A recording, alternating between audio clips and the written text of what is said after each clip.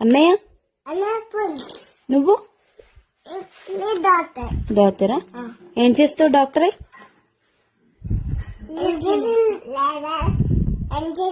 Injection ఏం చేస్తావు doctor? ఏం చేస్తావు? లోపల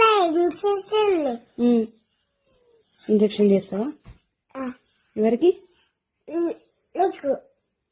నాకే చేస్తావా? ఇంకా ఇంకా నాకు నీకు